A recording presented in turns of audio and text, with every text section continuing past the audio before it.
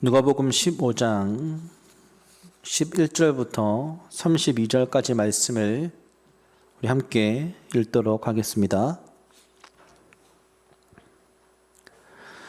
또 이르시되 어떤 사람에게 두 아들이 있는데 그 둘째가 아버지에게 말하되 아버지여 재산 중에서 내게 돌아올 분깃을 내게 주소서 하는지라.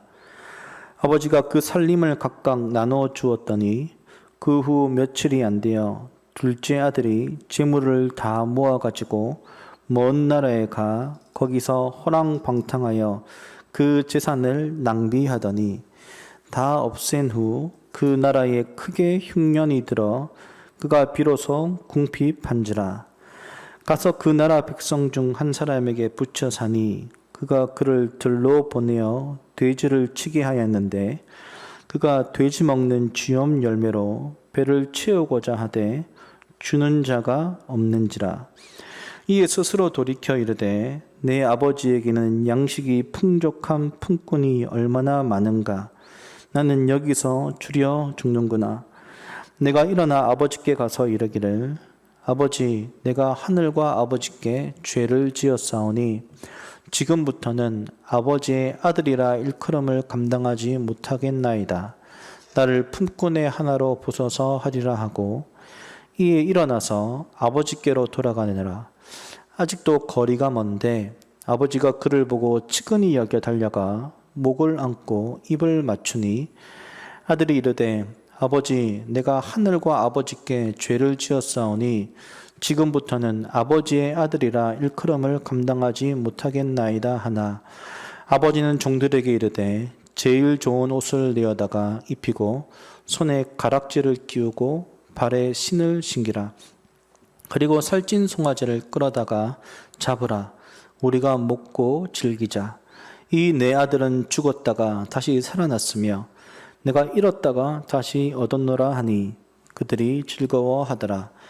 맏아들은 밭에 있다가 돌아와 집에 가까이 왔을 때에 풍악과 춤추는 소리를 듣고 한 종을 불러 이 무슨 일인가 물은데 대답하되 당신의 동생이 돌아왔음에 당신의 아버지가 건강한 그를 다시 맞아들이게 됨으로 인하여 살찐 송아지를 잡았나이다 하니 그가 노하여 들어가고자 하지 아니하거늘 아버지가 나와서 권한대 아버지께 대답하여 이르되 내가 여러 해 아버지를 섬겨 명을 어김이 없거늘 내게는 염소 새끼라도 주어 나와 내 벗으로 즐기게 하신 일이 없더니 아버지의 살림을 청녀들과 함께 삼켜버린 이 아들이 돌아오매 이를 위하여 살찐 송아지를 잡으셨나이다.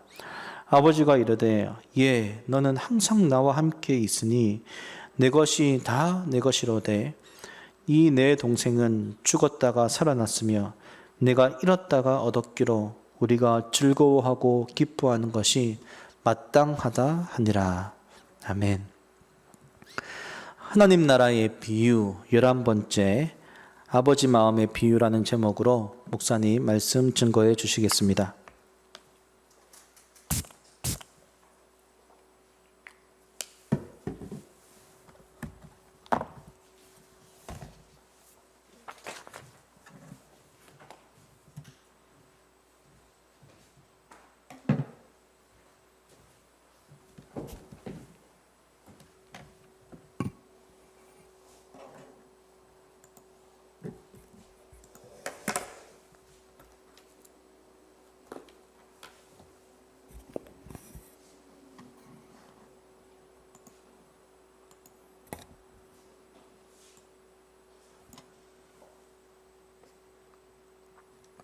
반갑습니다, 여러분. 한 주간 동안 평안하셨습니까? 한 주간 만에 또 만나는 예배이지만 또 계절의 변화가 더 급격히 느껴져서 또 오랜만에 느끼는 것 같고요. 만나는 것 같고 제가 늘 말씀드리지만 떨어져 있지만 또 성령 하나님께서 오늘도 우리 예배 가운데 동일하게 함께하여 주실 것을 기대합니다. 그 마음으로 제가 기도하고 말씀 전하겠습니다.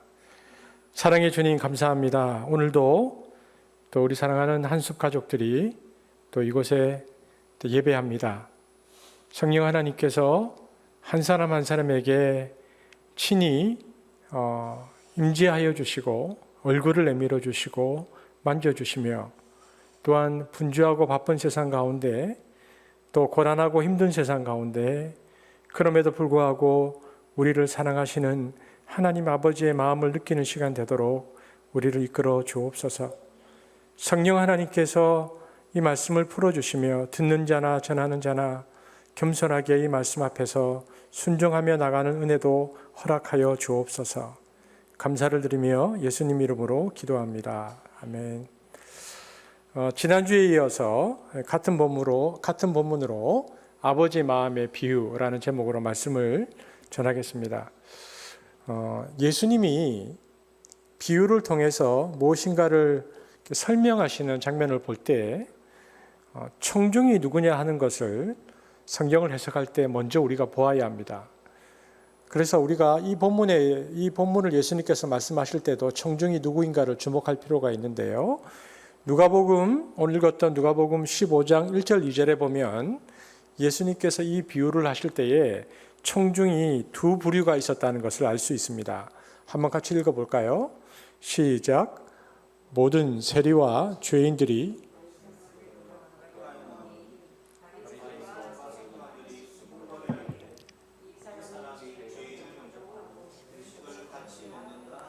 자, 여기 보니까 두 부류의 청중이 있습니다. 누구와 누구가 있습니까? 그렇죠? 첫째는 예수님이 가까이 하고 평소에 함께 잔치도 했던 세리와 창기들이 있었다라고 되어 있죠.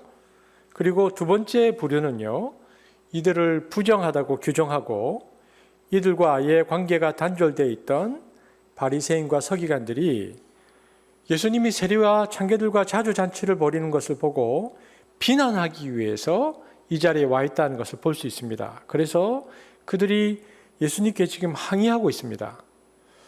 자, 여러분, 그렇다면은 주님은 오늘 이 비유를 하실 때, 저와 여러분 읽었던 이 본문의 비유를 하실 때에 이 두 부류 중에 누구를 바라보고 이 비유를 하셨을까요? 세리와 창기들을 바라보고 비유하지 않으셨겠죠. 예수님은 이 비유를 항의하고 있는 서기관과 바리새인들의 눈을 똑바로 마주 보시면서 그들을 향해서 이 비유를 하셨다는 것입니다. 오늘 여기에서 장남은 그래서 바리새인과 서기관을, 그리고 차남은 모든 세리와 죄인들을 대표하고 있습니다. 그리고 이 비유에서 교훈의 대상으로 삼은 사람은 차남이 아니라 장남이라는 것을 알아야 합니다. 왜냐하면 예수님께서 지금 바리새인과 서기관을 향해서 말씀하고 계시기 때문이죠.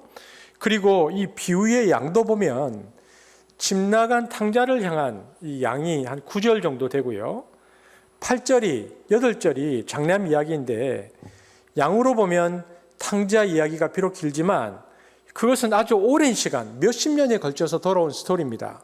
그런데 장남 이야기는 1시간 정도도 안 되는 시간에 일어나는 이야기를 이렇게 길게 예수님께서 자세히 묘사하고 있습니다. 이걸 영화로 말하면 클로즈업 한 것이죠. 그러다가 엔딩으로 끝납니다. 그러니까 강조점이 누구냐? 마지막에 사람들의 마음속에 비유를 통해서 강하게 남는 인물은 장남입니다. 맏아들이라는 것입니다. 그래서 우리는 오늘 본문을 볼 때에 맏아들에게 초점을 맞춰서 묵상하면서 우리 자신을 돌이켜 보아야 할 필요가 있습니다.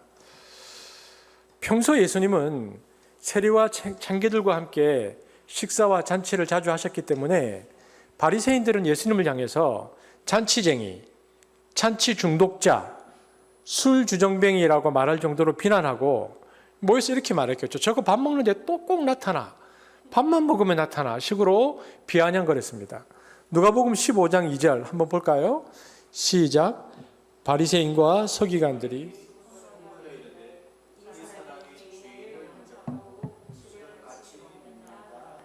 이렇듯 바리새인들은 예수님의 잔치의 의미를 왜곡시켰을 뿐만 아니라 자신들은 그 더러운 자리, 세리와 창기들과의 식탁 교제는 아예 생각도 안 했고 거부했습니다. 예수님은 바리새인들의 이러한 태도를 보면서 장남 이야기를 꺼내십니다. 그러니까 비유 속의 이 장남은요, 동생의 귀향, 돌아옴을 보고 기뻐하여서 잔치를 벌이는 아버지의 모습에 대해서 그러면 어떤 반응을 보이고 있느냐 하는 것이죠. 어떤 반응을 보이고 있습니까? 28절 한번 보겠습니다. 작은 아들이 돌아왔는데 그 모습으로 기뻐하는 아버지가 계신데 그 아버지를 보면서 이 첫째 아들이 비유 속의 장남이 바리새인과 서기관들로 비유되는 이 사람들이 어떤 반응을 보이고 있는가? 28절입니다. 시작.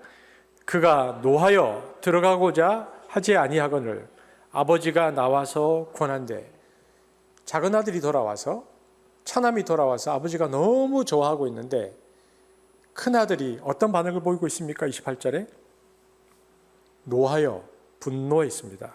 그리고 들어가고자 하지 아니하거늘 동생과 함께 하기를 거부했습니다. 그렇죠? 분노했고 동생과 함께 하기를 거부했다. 이렇게 말하고 있습니다. 그러면 왜 이처럼 장남은 깊은 분노에 사로잡혔을까요? 배경은 이렇습니다. 아버지와 같이 살던 맏아들은 밭에서 열심히 일하다가 저녁 노을 무렵에 여느 때와 같이 집으로 돌아왔습니다. 그런데 집에 가까이 와보니까 집안이 훤하고 풍악과 춤추는 소리가 들리는 겁니다. 15장 25절이죠. 함께 읽겠습니다. 시작. 맏아들은 밭에 있다가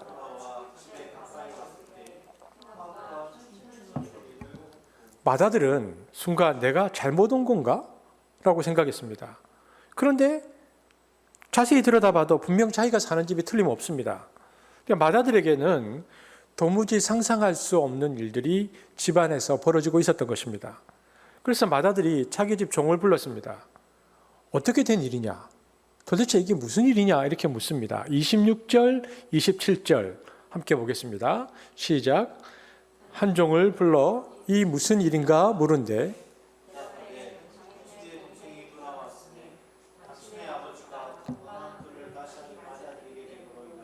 살찐 송아지를 잡았나이다 하니 그동안 조용히 아버지에게 순종하며 살아왔던 맏아들에게 이 얘기가 청천벽력처럼 들렸습니다. 그 말을 듣는 순간에 속된 말로 아들의 뚜껑이 열렸어요. 그리고 꼭지가 돌아버립니다. 그리고는 분노가 터져 나옵니다. 그리고는 아버지를 향해서 쏘아붙이고 항의를 하는데 이렇게 말합니다. 29절 30절입니다. 시작. 아버지께 대답하여 이르되 내가 여러 해 아버지를 섬겨 명을 어기며었거늘 내게는 염소 새끼라도 주어 나와 내 벗으로 즐기게 하신 일이 없더니 아버지의 살림을 창녀들과 함께 삼켜버린 이 아들이 돌아오매 이를 위하여 살찐 송아지를 잡으셨나이다. 여러분, 분노의 발화점이 어디입니까? 우리가 조금 전에 보았는데요. 27절 그리고 30절 반복되는 단어가 보이죠? 뭡니까? 그죠? 까만색으로 살찐 송아지입니다. 발화점이 살찐 송아지입니다. 그 송아지가 굉장히 의미심장한 것입니다. 원문을 보면 장남의 분노를 촉발한 송아지의 의미가 더 분명합니다. 그러니까 원문을 직역하면 살찐 송아지를 잡으셨나요? 이 말인데 그 송아지, 원문은 더라는 정관사가 붙어 있습니다. 그 송아지를 잡으셨어요? 이렇게 되어 있습니다. 이게 굉장히 묘한 표현입니다. 그렇다면 대체 그 송아지는 무슨 송아지였을까?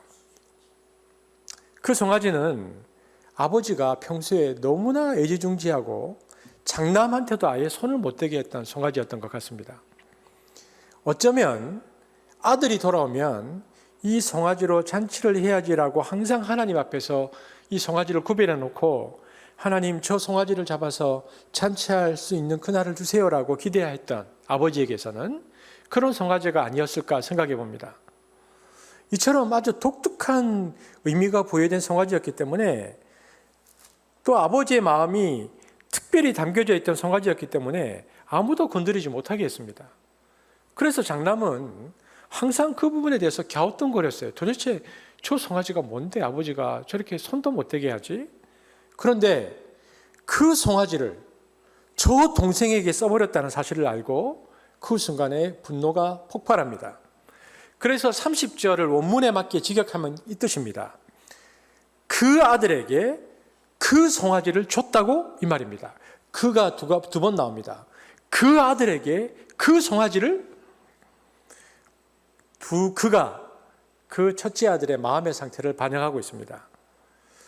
그 살찐 송아지는 장남의 자아를 정확하게 분별시켰습니다. 그래서 그 송아지는 아버지에 대한 그동안의 섭섭함과 배신감과 분노가 폭발적으로 순간 표출하게 되는 일종의 뇌관이었습니다. 아니, 그 송아지를 잡았어? 이런 뜻입니다. 우리는 큰아들의 이 태도에서 정확히 그가 아버지를 어떻게 생각하고 있었는지 그 중심과 본질을 볼 수 있습니다. 무엇입니까? 아니, 그 송아지를 잡았어? 라는 아들의 이 표현에서 우리는 아들이 아버지를 어떻게 생각하고 있는지를 무엇을 알 수 있습니까? 그것은 장남은 이미 아버지와의 관계가 오래전에 끊어져 있었다라는 사실입니다. 장남이 아버지와의 관계가 오래전에 끊어진 존재라는 것을 어디서 알 수 있는가? 당시 이 중동의 문화에서 맏아들의 역할은요, 동생이 집을 떠나려고 할 때에 즉시 중재해야 되는 역할입니다. 맏아들은 그 일들을 해야 해요. 즉시 개입해서 동생을 아버지에게 화해시키는 것은 맏아들의 책임이었습니다. 하지만 동생이 집을 떠나는 날도 맏아들은 아무 말이 없어요. 분명히 그는 어떤 이유에서는 알 수 없지만 화해가 성사되지 않기를 바랍니다. 그리고 동생이 그냥 떠나도록 가만히 내버려 두었습니다.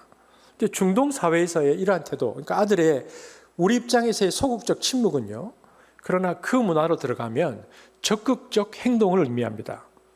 그는 그 순간에, 동생이 떠나는 그 순간에 적극적으로 맏아들의 역할을 포기하고 그때부터는 상속자로만 남습니다.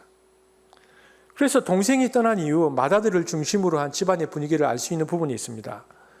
동생이 돌아오는 것을 종이 장남에게 가서 고하는데 21절에 보면은 뭐라고 말하냐면 당신의 동생이 돌아왔다라고 표현합니다. 우리는 이 표현에서 이 집의 평소의 분위기를 알 수 있습니다. 원래는 뭐라고 말해야 됩니까? 둘째 서방님이 혹은 둘째 도련님이 오셨습니다 라고 표현하는 것이 맞습니다. 하지만 종이 뭐라고 말하냐면 당신의 동생이 왔다라고 표현을 합니다. 이 말은 형과 동생의 무관계성을 보여줍니다. 하인은 형이 동생을 향해 평소 어떤 마음과 태도와 자세를 가지고 있었는지 알고 있었다는 것입니다. 이것은 하인의 짐작이 아니었습니다. 큰아들도 그 동생에 대해서 표현하는 30절에 보면요, 이렇게 말합니다. 아버지의 살림을 창녀들과 함께 삼켜버린 이 아들이 돌아온 것이다 라고 아버지에게 말하고 있습니다. 3인칭입니다. 내 동생이 아닙니다. 철저히 타인으로 대하고 있습니다. 그리고 무엇보다도 이 장남이 아들이었으면 어떻게 했어야 합니까? 집에 있으면 안 됩니다. 생각해 보십시오. 아버지가 매일 새벽에 일어나서 동구 밖에 나가서 지평성을 바라보며 하루 종일 아들이 돌아오기만을 기다리고 입는 것, 그리고 먹는 것, 자는 것에서 평안을 누리지 못하고 아들을 그리워하며 사는데 그것이 가슴이 아파서 어떻게 그냥 바라만 보고 집에 있을 수 있습니까? 그래서 아들이라면 이렇게 나와야 됩니다. 아버지, 제가 나가서 동생 데려오겠습니다. 어디 있든지 몇 년 걸리든지 끝까지 찾아올 테니까 제발 아버지 이러지 마세요. 아버지 건강 해치십니다 라고 아들이 말했을 것입니다. 그리고 보따리 싸고 동생 찾으러 집을 나가야 이것이 아버지의 마음을 아는 아들이지, 아이고 저 영감 매일 그 자식 뭐가 이쁘다고 저렇게 지켜보고만 있어 그러고는 일만 열심히 하고 있으면 그가 아들입니까? 아들이 아니라는 겁니다. 큰아들은 이미 아들과 아버지와의 관계가 끊어져 있었던 것입니다. 여러분, 겉으로 보기에는요, 누구보다도 충직하고 성실한 아들처럼 보이지만 아버지의 마음, 아버지의 생각은 그닥 중요하지 않고 그에게 중요한 것은 이제 그가 받게 될 유산, 그가 받게 될 상속뿐이었다라는 것을 이 가정의 대화에서 알 수 있다는 것입니다. 다만 그것을 마음속에 푹 품고 그것이 드러나고 있지 않다가 아버지가 둘째 아들을 위해서 그 송아지를 잡는 바람에 상속자로서의 자신의 권리가 침해받았다고 생각이 들자 갑자기 뚜껑이 열려서 아버지를 향해서 소리를 질러대는 겁니다. 우리 15장 28절에서 30절 우리 메시지 성경으로 한번 읽어볼까요? 그러면 좀 더 이야기이기 때문에요. 이 스토리가 더 가슴에 와닿는데 한번 읽어보겠습니다. 시작. 맏아들은 분하고 언짢아서 저만치 물러나 집에 들어가려 하지 않았다. 아버지가 나와서 그와 이야기하려 했으나 그는 들으려 하지 않았다. 아들이 말했다. 제가 집에 남아서 한시도 속을 썩이지 않고 아버지를 모신 것이 몇 년째입니까? 그런데도 아버지는 저와 제 친구들을 위해 잔치 한번 열어주신 적이 없습니다. 그런데 아버지의 돈을 창녀들에게 다 날리고 나타난 저 아들에게는 성대한 잔치를 베풀어 주시다니요. 여러분, 이 분위기가 느껴집니까? 이렇게 딱 아들이 말하니까 아버지가 큰아들을 보면서 마지막 단식을 합니다. 그런데 슬픔의 깊은 단식입니다. 누가복음 15장 31절 32절 읽겠습니다. 시작. 아버지가 이르되 이내 동생은 죽었다가 살아났으며 내가 잃었다가 얻었기로 우리가 즐거워하고 기뻐하는 것이 마땅하다 하니라. 예수님의 이 비유 끝이잖아요. 32절이. 근데 어떤 문장으로 끝나고 있습니까? 아버지 어떤 말? 마땅하지 않니? 긴 탄식과 독백으로 끝나고 있습니다. 마땅하지 않니? 그리고 큰아들의 마지막 반응이 안 나와요. 여기서 끝나요. 아버지가 마땅하지 않니? 그리고 그냥 끝나버린다는 것입니다. 바리새인들은 이야기를 듣고 철저히 침묵 속에 가만히 있습니다. 우리가 선한 사마리아 비유에서도 보았지만 지금 이 이야기를 듣고 있는 바리새인들의 정서와 감정이 느껴지십니까? 이들은 이 이야기를 쭉 따라가다가 이 이야기가 자신들을 향하고 있다는 것을 알았습니다. 그리고 중재자, 그리고 잔치를 함께 배설해야 할 그들은 주님의 이 말씀이 그들의 숨겨져 있는 그들의 중심을 뚫고 지나가자 서늘한 차가움 속에 그 이야기를 듣고 멈추어 서서 가만히 있습니다. 그리고 선한 사마리아 비유에서는요, 정말 말하기 싫었는데 자비를 베푼 자니이다 이렇게 퉁명스럽게 말했는데 지금은 그 불편함을 철저한 침묵으로 표현합니다. 이야기를 듣고 그들은 가만히 있습니다. 여러분, 큰아들을 보면요, 겉으로는 종교인이고 그리고 도덕적 인간입니다. 그러나 오늘 우리가 이 큰아들을 보면 이 큰아들은 종교인이요 도덕적 인간인 것처럼 보이지만 그러나 배타적 인간이고 비정한 인간이고 동생을 경멸하며 비난하는 인간입니다. 더 나이브하게 적용하면요, 장남은 교회에 오래 다닌 사람들이고 교회 생활도 비교적 잘했고 헌금도 많이 하고 여러 가지로 애를 많이 쓴 사람들입니다. 귀한 것이죠. 그런데 그까지는 귀한 거 맞습니다. 그런데 평소에는 잘 모르는데 어렵고 힘든 일이 발생하면, 그런데 평소에는 잘 모르는데 교회 생활도 잘하고 헌금도 잘하고 여러 가지 애쓴 사람들에게서 어떤 생각들이 딱 떠오릅니다. 어려운 일이 발생하면 어떤 생각이 드느냐? 저 사람은 예수를 잘 믿지도 않고 심지어 저 사람은 저렇게 나쁜 짓도 하는데 주님이 왜 저들에게는 사업의 축복을 주시고 나는 11조도 열심히 하고 교회도 열심히 다니는데 이렇게 돈과 축복을 잘 안 주시는 것이지? 이 생각이 딱 나옵니다. 여러분, 벌써 여기에서 상속자의 의식, 장남의 의식이 들어와 있습니다. 벌써 그 생각이 본능적으로 딱 떠오르는 겁니다. 그러면서 어려움이 더 심해지잖아요. 그리고 그 어려움이 내가 감당하지 못할 만큼 가면 어떤 마음이 딱 떠오르냐면, 적어도 다른 사람은 몰라도 하나님이 나한테 이러시면 안 되지 뭐라고 생각을 합니다. 아니, 내가 그동안 얼마나 나름 열심히 신앙생활을 했는데, 그러면서 바리새인처럼 자기 의를 내세우는 의식이 자기의 무의식 속에 있었음을 발견하게 됩니다. 여러분, 하나님이 잘해줄 때는 내가 참 신앙생활 잘하고 참 좋은 사람인 것처럼 생각이 듭니다.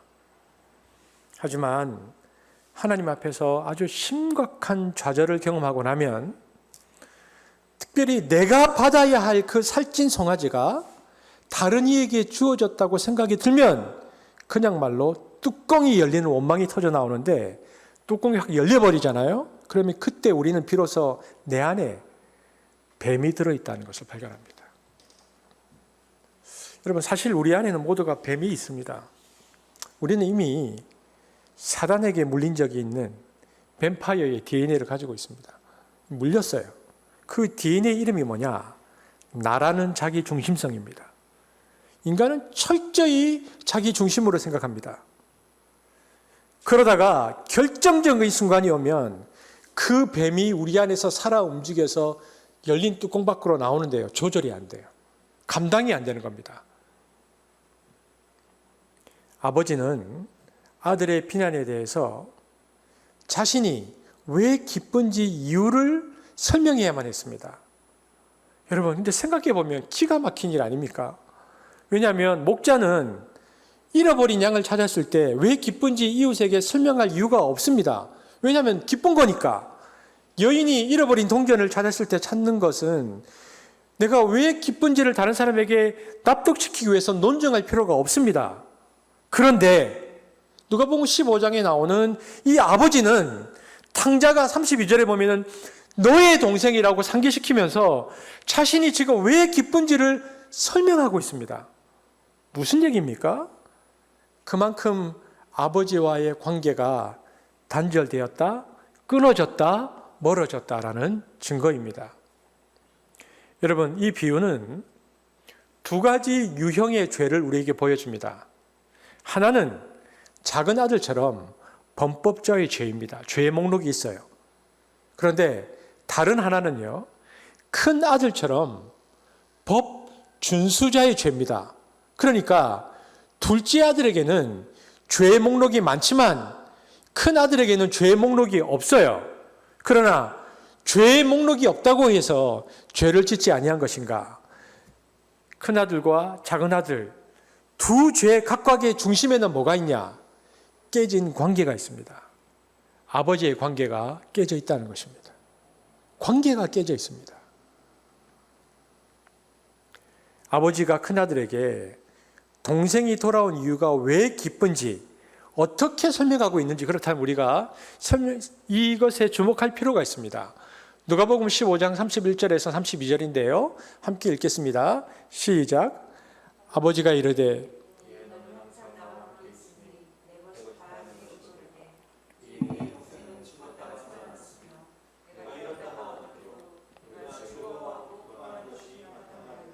제가 이것을 메시지 성경으로 읽어드릴게요. 얘기니까.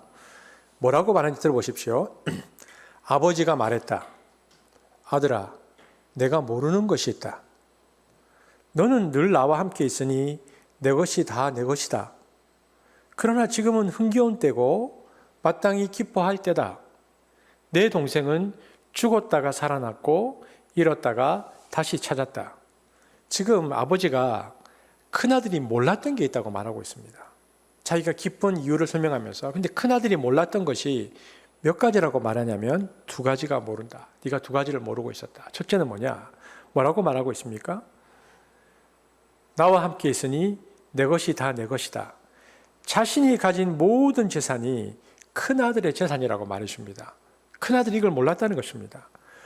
분노하고 있는 아들을 향한 아버지의 이 31절의 메시지, 아들아, 내가 가지고 있는 모든 것이 네 것이다 라는 이 말씀이에요. 자꾸 가슴을 두드립니다. 이 31절을 보면 아버지는 큰아들이 어떤 존재인지를 자꾸 일깨워줍니다. 아들아, 너의 존재는 소유의 일부가 아니라 내 것이 다 네 거야 라고 아버지가 말해줍니다.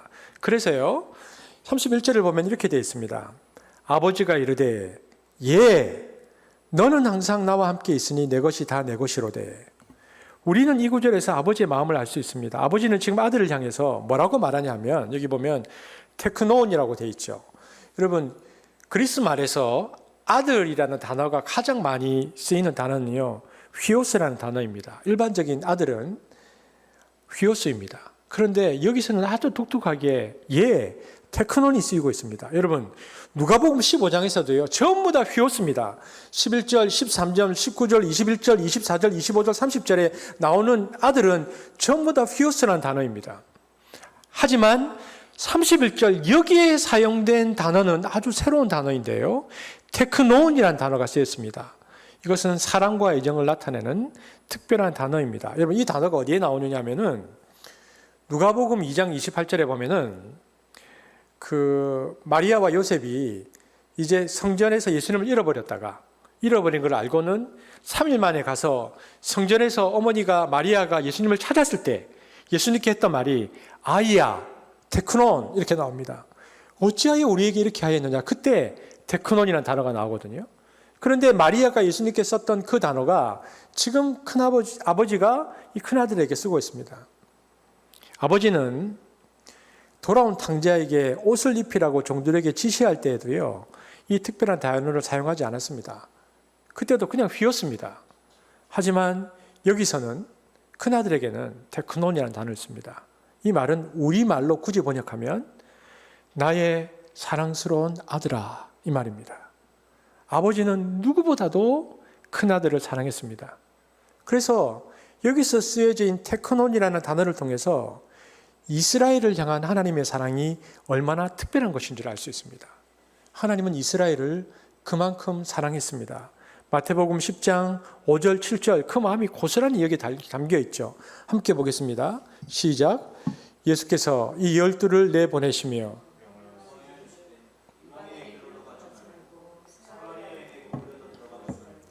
오히려 이스라엘 집에 잃어버린 양에게로 가라. 가면서 전파하여 말하되 천국이 가까이 왔다 하고. 아버지는 이스라엘 큰아들이 아버지와 함께함을 누리기를 원했습니다. 하지만 아버지와 함께 있으면서도 아버지의 것이 자신의 것이었음에도 이스라엘은, 큰아들은 그것을 누리지 못하고 있었다는 것입니다. 그리고요, 아버지가 기뻐한 또 하나의 이유는 뭡니까? 두 번째 이유는 뭡니까? 내 동생은 죽었다가 살았다는 것입니다. 여러분, 이게 무슨 말입니까? 동생이 죽었다가 산 건 아니었잖아요. 집을 나갔다가 돌아왔지. 근데 왜 아버지가 이런 표현을 썼을까요? 여러분, 누가복음 15장 전체를 보면 비유가 3개가 나오죠. 제일 앞에는 잃은 양을 찾은 목자 비유, 15장 1절에서 7절. 그리고 두 번째 8절에서 9절은 잃은 드라크마를 찾은 여인 비유. 그리고 오늘 비유가 나오는 겁니다. 그런데 처음 비유인 잃어버린 양의 비유를 보면 예수님께서 이렇게 말씀하셨거든요. 내가 온 곳은 잃은 양을 찾으러 온 곳이라 말씀하셨습니다. 누가복음 15장 4절 함께 읽겠습니다. 그러면서 시작. 너희 중에 어떤 사람이 양 100마리가 있는데 그 중에 하나를 잃으면 99마리를 들에 두고 그 잃은 것을 찾아내기까지 찾아다니지 아니하겠느냐. 성경은 인간과 하나님과의 관계를 목자와 양의 관계로 자주 비유해 설명하는데요. 특별히 목자와 양의 관계로 말할 때는 인간이 하나님께 의존적인 존재라는 것을 강조할 때 이 비유를 씁니다. 여러분, 이 세상에 동물이 많잖아요. 그런데 양처럼 바보 같은 동물은 없습니다. 왜냐하면 개미도, 닭도, 뱀도 자기가 온 길을 다시 돌아갈 수 있는데 양은 한 번 간 길을 찾아가지 못하고 오로지 앞만 향해서만 가는 동물입니다. 그래서 여러분, 우리가 가끔 어떤 그림을 보냐면 양이 산꼭대기 돌바위 위에 이렇게 서 있는 모습의 그림들이 있는데요. 이거는 아름다운 그림이 아니고요. 죽음의 위기 상황에 처한 양의 모습입니다. 양은 목자가 없이는 한시도 살 수 없습니다. 만일 목자가 양을 잃으면, 또 양이 목자를 잃으면 그 양은 그냥 길을 잃은 게 아니고 죽은 겁니다. 그래서 예수님이 99마리 양을 놓아두고 잃어버린 한 마리를 찾는 것은 99마리의 양이 덜 중요한 것이 아니라 한 마리의 양이 죽은 것이나 다름없기 때문입니다. 그러니까 잃은 양은 죽은 양이다. 이 개념이 아주 중요합니다. 성경에서 말하는 것이. 잃은 양은 죽은 양이다. 그래서 누가복음 19장 10절에 예수님께서 이렇게 말씀하셨죠. 읽겠습니다. 시작. 인자가 온 곳은 잃어버린 자를 찾아 구원하려 함이니라. 이 말은 죽은 자를 찾아 구원하려 왔다는 겁니다. 잃어버렸다는 것은 죽었다는 것입니다. 여러분, 제가 지난주에도 설교했지만 아버지를 떠난 인간, 그러니까 아버지를 떠난 동생은 죽은 사람입니다. 살았다는 이름을 가졌지만 이미 죽은 인간입니다. 그래서 아버지가 이야기합니다. 동생은 아버지를 기억해냈고 아버지는 동구 밖까지 나가서 그 아들을 맞이했습니다. 그래서 이 아들이 산 거죠. 그냥 길을 잃었다가 집을 나갔다가 돌아온 게 아니라 아버지를 기억해냈기 때문에 이 아들이 죽었다가 살아난 것입니다. 내가 너희 동생을 잃어버렸는데 다시 얻었단다. 아들아, 이 얼마나 기쁘냐. 동생이 나에게 돌아왔으니 이제 네 동생은 살았어. 살았어. 아버지가 그렇게 말하는 겁니다. 15장 32절 읽겠습니다. 시작. 내 동생은 죽었다가 살아났으며.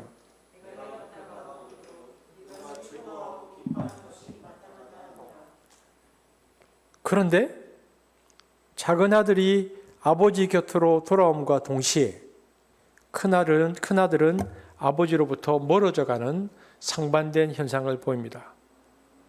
여러분, 잔치에서 이 맏아들의 임무는 아버지와 함께 공동으로 잔치를 주관하는 일입니다.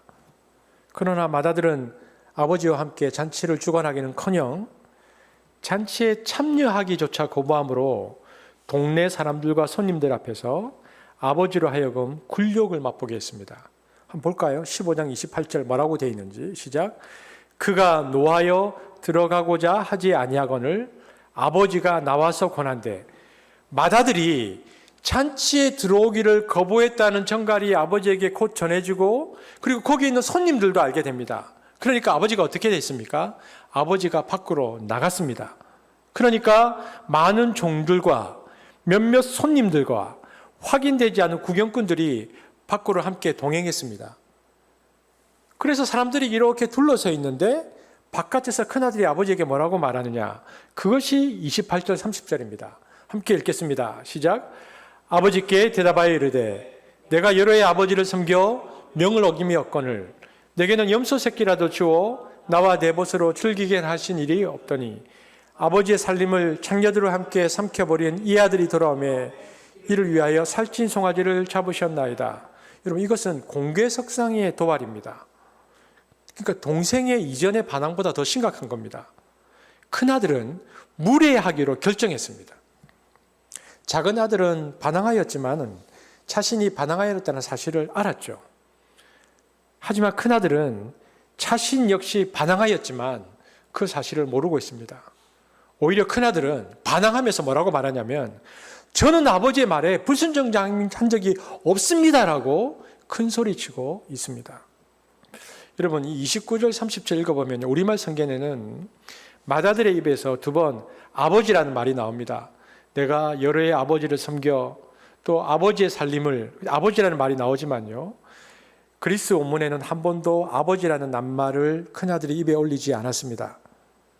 아버지라는 말을 꼭 해야 하는 상황에서도 큰아들은 아버지라는 단어를 쓰기를 거부했습니다. 맏아들은 아버지를 아버지로 대하지 않았다는 증거가 나오는데요. 그리스 원문에 보면 맏아들의 입에서 나온 첫 마디가 여보시오나 혹은 보시오를 뜻하는 이두가 쓰이고 있습니다. 아버지라고 부르지 않았습니다. 맏아들은 아버지를 아버지라 불러야 하는 상황에서 여보시오라는 뉘앙스를 가진 말을 던집니다. 여러분, 생각해 보십시오. 작은 아들한테는 아버지가 살아있는데 죽은 사람으로 취급받아서 재산을 달라는 그 요구를 받았고요. 큰 아들한테는 여보시오라고 불리고 동정이 갈 만큼 불쌍한 아버지의 모습이 오늘 본문에 나타납니다. 그리고 작은 아들이 돌아와서 기쁘니까 큰 아들이 다시 밖으로 나가버립니다. 여러분, 너무나 불쌍한 아버지의 모습이 오늘 비유에 나오죠. 전형적인 고대 동양의 족장이라면 특별히 중군동의 문화는 수치 문화인데요. 만약 사람들 앞에서 큰아들이 이렇게 말했다면 아버지가 뭐라고 말할까요? 그만해! 그리고는 종들에게 말하겠죠. 그를 가둬라. 내가 나중에 이 잔치가 끝나고 나서 처리해야 되겠다. 이렇게 말하고 외칠 것입니다. 그런데 이 본문에 나오는 아버지는 그렇게 하지 않았다는 것입니다. 아버지는 회개와 회복의 문을 열어주기 위해서 수치와 모욕을 대신 감당하고 있습니다. 지난주에 보았지만 동구 밖까지 나가서 작은 아들이 받아야 할 수치를 그 아버지가 대신 받고 있는 것처럼 지금도 잔치 바깥에 나가서 큰아들이 그렇게 말하고 있는데 큰아들이 그렇게 말하는 그 수치를 아버지가 대신 그대로 감당하고 있는 아버지의 모습이 보입니다. 비유 속에 등장하는 이 아버지는 처음부터 끝까지 1세기 유대인 청중의 문화적 잣대로는 도저히 이해가 안 가는 돈키호테입니다. 도대체 이런 아버지가 세상에 존재할 수 있을까? 이런 생각이 듭니다. 예수님께서 왜 이 비유를 하셨을까요? 예수님은 이 아버지의 비유에서 이 아버지의 모습을 하나님으로 제시합니다. 이렇게 제시된 하나님의 모습은 우리 인간의 눈에는 너무 나약하고 무기력하고 답답하다 못해 불쌍하게 보입니다. 우리가 흔히 말할 때 하나님은 사랑이시다라고 말하는데 그렇다면 이 하나님의 사랑은 어떤 사랑일까요? 이 하나님의 사랑은 우리 인간의 눈을 볼 때는요, 참으로 무기력한 사랑입니다. 저게 뭐야? 저게 뭐야? 더욱이 이 비유의 아버지의 모습은 바로 예수 그리스도의 모습과 일치한다는 것인데 그런 거로 예수님의 사랑 역시 무기력한 사랑이라는 것입니다. 여러분, 우리가 갈보리 언덕으로 올라가 봅시다. 예수는 손목 하나 까딱할 수 없을 정도로 십자가에 단단히 달려 있습니다. 이는 인간이 보일 수 있는 무기력의 극치 아닙니까? 더군다나 누가복음 23장 34절에 보면 아버지 저들을 사하여 주옵소서 자기들이 하는 것을 알지 못함이니이다 라고 말씀하신 그 말씀조차도요, 인간의 소견으로는 답답하기만 합니다. 아버지 저들을 사하여 주옵소서 자기들이 하는 것을 알지 못하나이다. 예수께서 체포당하시기 직전에 천사를 동원하여 자신을 보호할 수도 있었다고 말씀하셨습니다. 그러나 예수님은 그곳에서도 십자가에서도 그렇게 하지 않으셨습니다. 왜 그랬을까? 만약 예수께서 천사 군단을 부르셨다면 어떻게 됐을까요? 그 결과가? 그랬다면 십자가의 피 흘림을 통한 죄 용서가 없었을 것이고 죽었다가 살아나는 부활의 기적이 없었을 것이고 그렇다면 우리가 우리의 부활도 기대할 수 없었을 것입니다. 그래서 예수님은 적어도 인간의 관점으로는 무기력한 사랑을 선택하셨습니다. 여러분, 그래서 우리가 기억해야 할 것은요, 이 비유의 주인공은 둘째도 첫째도 아니라는 거죠. 그래서 오늘 설교의 제목처럼 이 비유의 주인공은 아버지이고 더 정확하게 이야기하면 그 아버지의 사랑입니다. 그런데 어떤 사랑인가? 우리가 보기에 너무나 무기력한 사랑입니다. 그런데 이 사랑의 절정은 그리스도의 십자가라고 성경이 우리에게 말하는 것입니다. 인간의 눈으로 보기에 가장 무기력한 사랑, 그 그리스도의 십자가가 그럼에도 불구하고 이 사랑은 엄청난 파워를 가지고 있습니다. 어떤 파워냐? 놀랍게도 사단이나 어떤 힘도 이 하나님의 사랑을 이기지 못한다는 것입니다. 그렇다면 이 십자가의 사랑은 어떤 사랑인가? 구체적으로 성경은 아주 구체적으로 이 사랑에 대해서 설명합니다. 고린도전서 13장이 그 사랑이 어떤 사랑이었는가를 우리에게 말해주죠. 고린도전서 13장 4절에서 7절, 오늘 이 영상을 보고 있는 모든 분들이 다 함께 한번 큰 소리로 또박또박 성경을 함께 읽겠습니다. 시작. 사랑은 오래 참고 사랑은 온유하며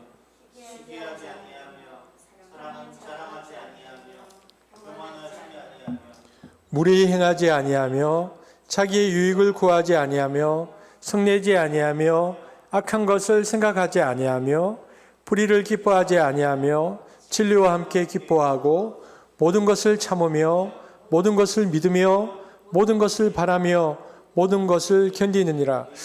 여러분, 지금 이 비유에 나오는 아버지와 또 예수님의 모습들이 좀 그려지십니까? 이것은 아버지 비유에서 아버지가 보여준 그 사랑의 모습입니다. 4절에 아버지는 오래 참는다. 아버지는 작은 아들이 돌아올 때까지 자신의 아픔까지 참았습니다. 아버지는 온유하다. 아버지는 볼멘 큰 아들까지도, 그래서 그렇게 투정되는 그 아들까지도 온유로 달래주십니다. 5절에 아버지는 성내지 아니한다. 아버지는 화를 냈어도 여러 번 냈을 상황에서 화를 내지 않습니다. 7절에 아버지는 모든 것을 참는다. 아버지는 큰아들의 불순한 말투까지도 참고 덮어줍니다. 7절, 아버지는 모든 것을 바란다. 아버지는 작은 아들이 언젠가는 깨닫고 스스로 결단하여 돌아올 것을 바랍니다. 7절, 아버지는 모든 것을 견딘다. 아버지는 비위가 뒤틀리는 죄의 악취를 맡고도 그것을 견딥니다. 아버지는 최상의 옷을 입힘으로 악취를 제거하는 조처는 했어도 죄의 악취 그 자체를 문제 삼지 않았다는 것입니다. 그래서 여러분, 이 사랑장은 아버지 비유라는 열쇠로 풀어야 합니다. 하나님의 사랑은 비록 무기력하게 보일지라도 사람을 거듭나게 하는 권능을 발휘하는 사랑이다. 이것이 성경에서 말하는 십자가의 비밀입니다.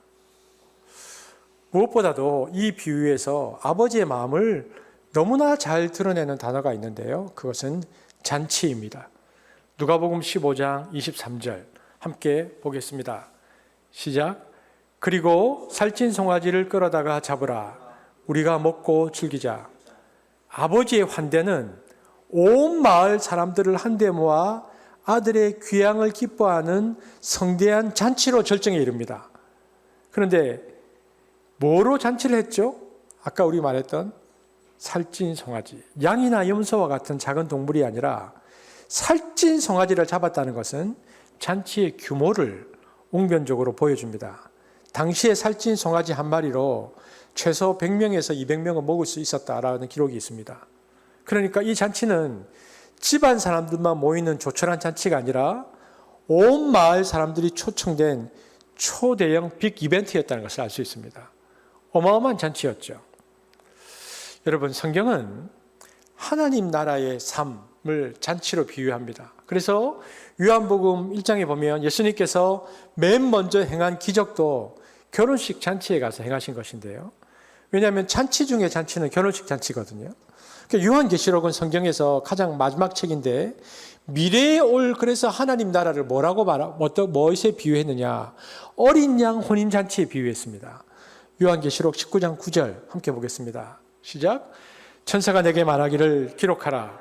어린 양의 혼인잔치에 청함을 받은 자들은 복이 있도다 하고 또 내게 말하되 이것은 하나님의 참되신 말씀이라 하기로. 잔치는 기쁨이요 풍성함의 상징입니다. 그래서 예수님께서 이 땅에 오셔서 초림하셔서 하나님 나라가 이 땅에 오셨을 때에 가장 먼저 잔치를 벌이셨고요. 오늘 이 아버지의 비유에서도 잔치가 나오고요. 요한계시록에서도 우리 믿는 자들의 하나님 나라 안에서 입성된 삶은 어린 양의 혼인잔치다 말하고 있습니다. 이것이 하나님 나라의 삶을 살아가는 사람들의 기본 정서이죠. 기쁨이고 풍성함입니다. 그래서 이 본문 앞에서 우리는 고민하게 됩니다. 하나님 나라의 삶은 잔치고 풍성함이고 기쁨이라는데 과연 나의 인생은 잔치의 삶이고 축제의 삶인가? 난 일주일 동안 과연 그렇게 살았는가? 그리고요, 하나님 나라의 이 축제적 삶이 나에게 없다면 없는 이유가 무엇일까요? 여러분, 이것은 굉장히 중요한 문제입니다. 우리의 신앙에 있어서 매우 중요한 문제이죠. 그리고 깨달은 것이 있습니다. 나는 수많은 원망과 분노를 가진 큰 아들이었다는 사실을 알게 되었다는 겁니다. 내가 원망과 분노를 가진 큰 아들이었기 때문에 하나님 나라를 향해서 걸어갈 수 없었고 집안에 있었던 탕자였기 때문에 나에게는 그 잔치에 참여할 수 없었고 참여할 수 없었기에 나에게는 그 정서도 없었다는 것입니다. 집안의 탕자로, 집안의 먼 나라에 사는 회개하지 않은 탕자로 내가 살고 있었다는 것을 알 수 있습니다. 아버지에 대한 원망과 아픔과 섭섭함으로 앞으로 나가지 못하는 큰아들, 그 나라가 나에게 온전히 임하지 못하는 이유입니다. 그래서 아버지와 함께 잔치를 즐기지 못했고 이미 주어진 하나님 나라를 누리지 못했습니다. 그러므로 우리는 이 비유에서 기억해야 할 것이 있습니다. 그리고 반드시 기억해야 합니다. 여러분, 우리가 지금까지 신앙생활 하면서 우리도 얼마나 뚜껑이 많이 열렸습니까?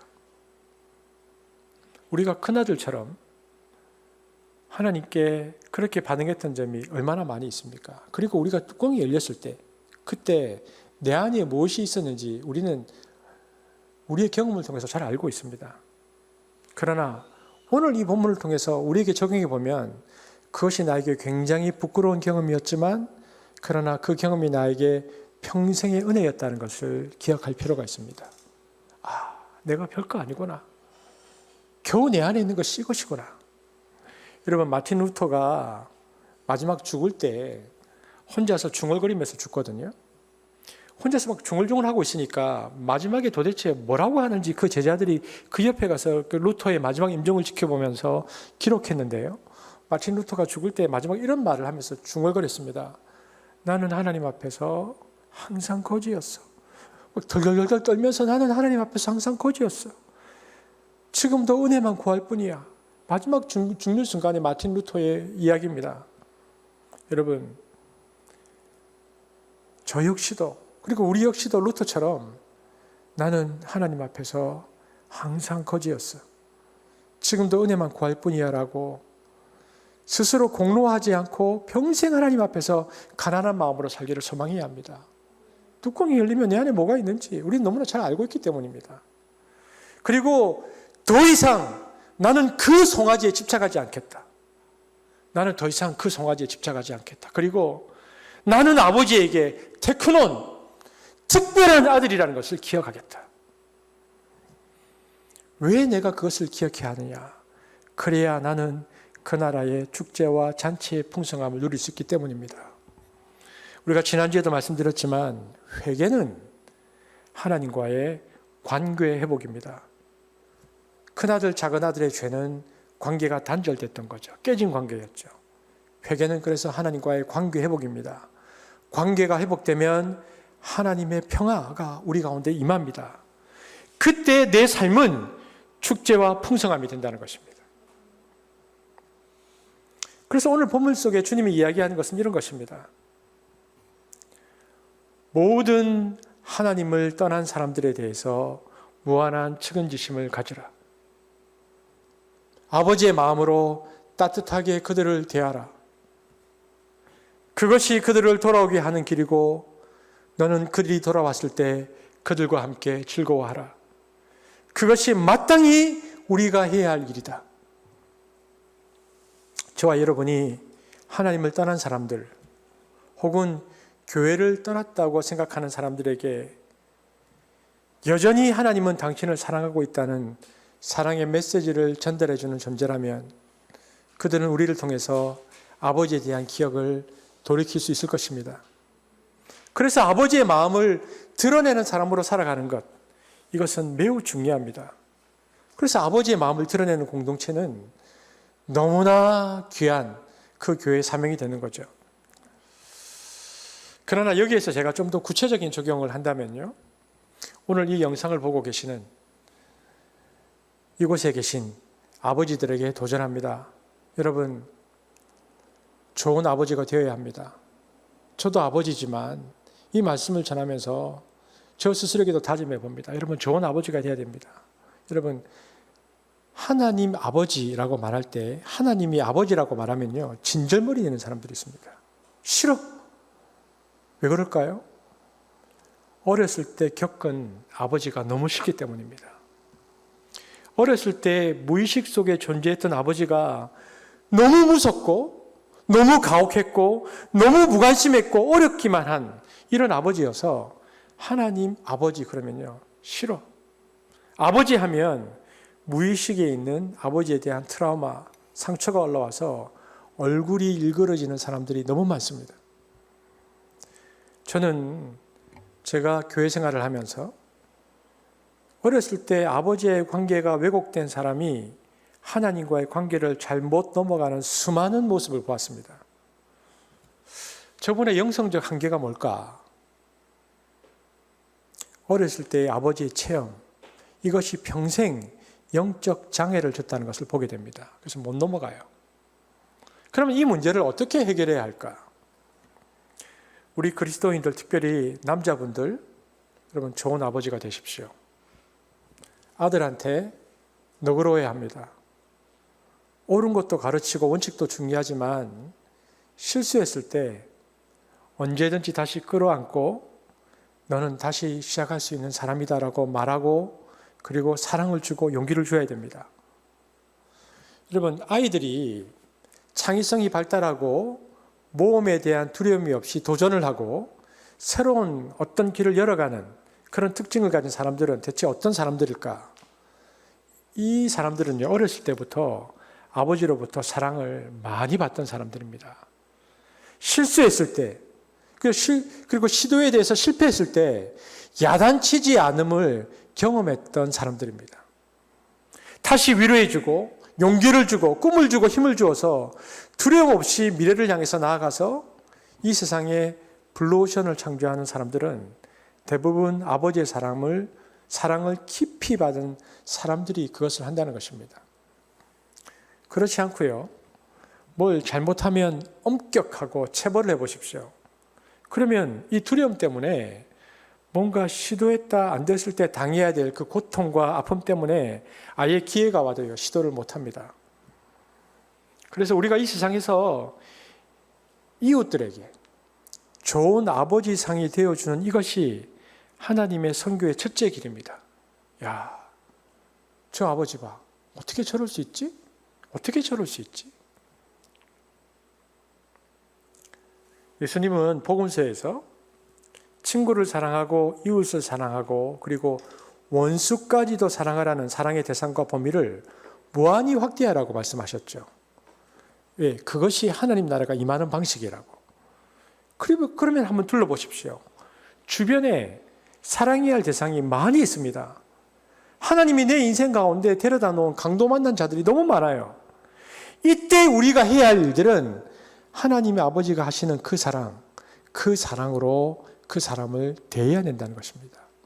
그래서 고린도전서 13장에서 아가페, 이 사랑이라는 낱말 대신에 오늘 우리가 자신의 이름을 한번 넣어볼까요? 화면을 뜰 텐데 자기의 이름을 넣어서 한번 내가 그러면 어떤 마음으로 살아야 할 것인가? 자기 이름을 넣어서 한번 읽어보겠습니다. 저는 제 이름을 넣어서 해보겠습니다. 한번 다 해보죠. 시작. 동인이는 오래 참고, 동인이는 온유하며, 동인이는 시기하지 않으며. 자기 이름을 넣는 겁니다. 자기 이름 빼면 안 됩니다. 자기 이름을 넣자고. 시작.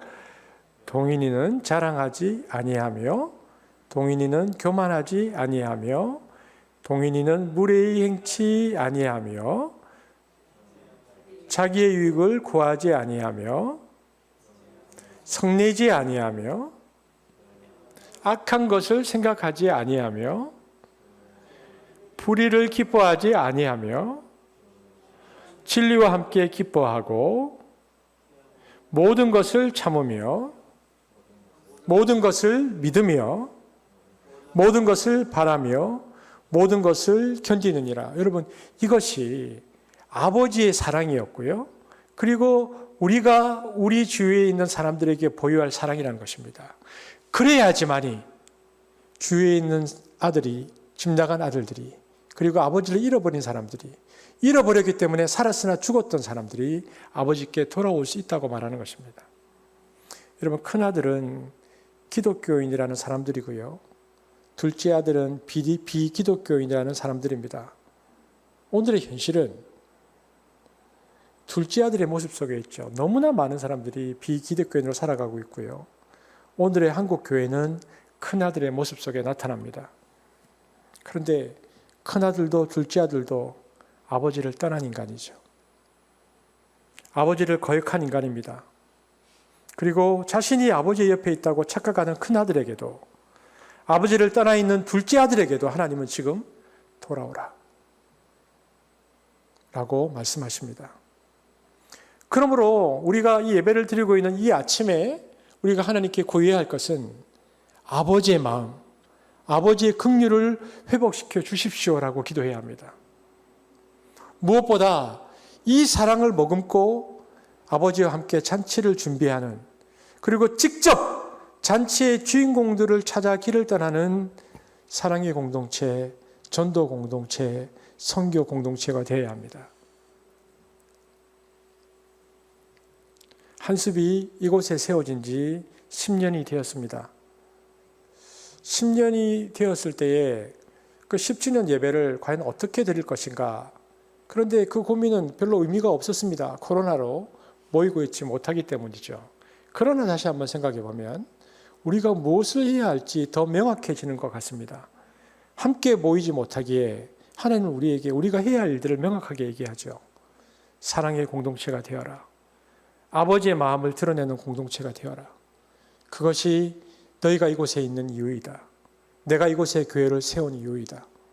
그리고 앞으로도 한숲이 걸어가는 그 길에 그 주위에 수많은 강도 맞는 자를 내가 너희들에게 데려다 놓겠다.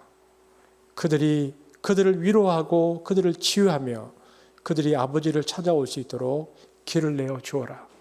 이것이 한숲이 해야 할 일들입니다. 오늘 무력한 사랑을 선택하신 이 아버지를 통해서 우리가 하나님께 돌아왔던 것처럼 우리 역시 이 아버지의 사랑으로 이 시대에 하나님께서 원하시는 하나님의 그 마음을 전달하는 공동체가 되어지기를 주님의 이름으로 축복합니다. 지금 기도하겠습니다. 사랑의 주님, 감사합니다. 아버지의 마음, 아버지의 긍휼을 회복시켜 주옵소서. 오늘 너무나 무기력한 사랑을 선택하신 아버지를 보았습니다. 그러나 그 사랑은 십자가 속에 드러났으며 그 사랑은 가장 강력한 사랑이었음을 오늘 본문은 우리에게 말해주고 있습니다. 사랑의 주님, 한숲이 아버지의 그 사랑을 본받아 사랑의 공동체가 되게 하시며 아버지의 마음을 이해하고 아버지와 함께 잔치를 준비하는 공동체가 될 수 있도록 인도하여 주옵소서. 감사를 드리며 예수님 이름으로 기도합니다. 아멘.